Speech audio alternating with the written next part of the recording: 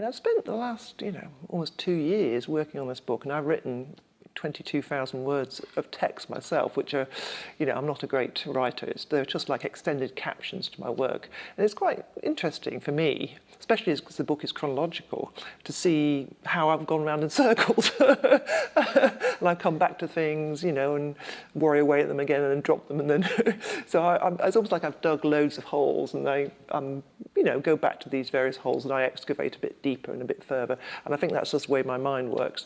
So in a way, for me, it's been kind of curious because I've learned a lot about myself, which, is a byproduct of writing the book. I think titles for me are again, quite often found objects. So I'll borrow something like 30 pieces of silver from the Bible, or matter and what it means, which is the heading of a chapter in a children's encyclopedia, for example. So if I see a phrase or a saying or something that resonates with me, I just put it in my sketchbook, and it becomes an object I've collected. And so they're not all found titles, but sometimes they're just technical terms like cold dark matter or an exploded view. These come from engineering and also from science, from astrophysics. So I borrow things from all over the place, and then I'm putting things together. So for me, the caption is really important, the title. It's a bit like looking into a newspaper and having no captions, to the images. So for me, I think we live in a society where words and image go together, especially in Britain, perhaps more so in other cultures. And I'm a frustrated writer. So I think I wanted to, I was thinking of studying English, but in the end, art was, I gravitated towards art. I think when the work has got humour in it or a light touch, it's almost like the flip side of the dark. I'm very interested in the idea of tragic comedy, for example, and I love Beckett, and so the idea there's got to be, if you're going to deal with something dark, like an explosion, there's got to be some levity there too. And I don't know, I think it's just something I don't necessarily think about. It just happens. I think. The work is just an expression of my personality, I suppose, and the way I see the world. And so, I am a sort of big pessimist. My husband's a glass half full kind of person. I'm the opposite. But in a way, I kind of undercut that with a dark humour. I think when everything seems dark, the absurd struggles through, And I'm quite happy, for people to mention cold dark matter, my Exploded Shed, which is most probably my most signature work, because I love it myself, and I've gave birth to it, and it's out in the world and it's doing its thing. So yeah, no, I always think, well, that's something I did, and perhaps.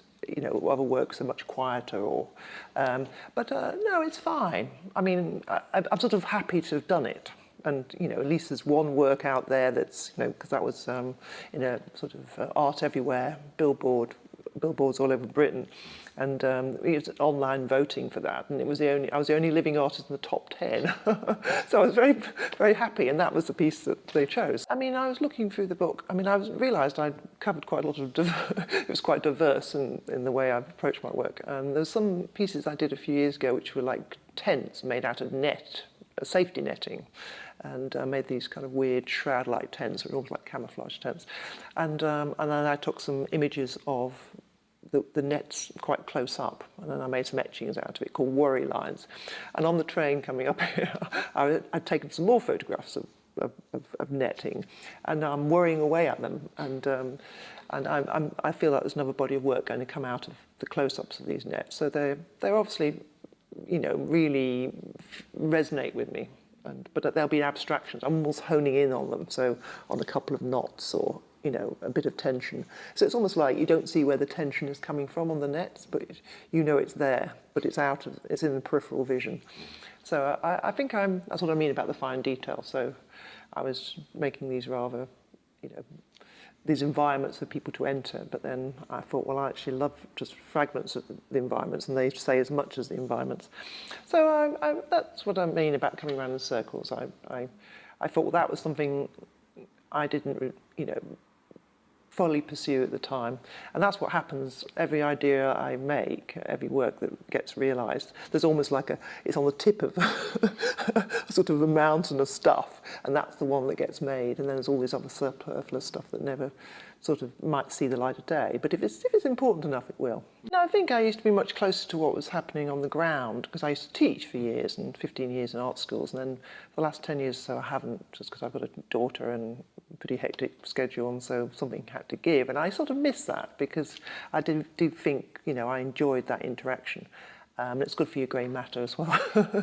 Yeah, and sometimes I see artists, young artists, coming up and doing near identical ideas to mine, you know, which I find a little bit weird. But then, you know, I think, well, that's what's great about the book, you know, that I can, you know, that it's all there and it's, you know, recorded.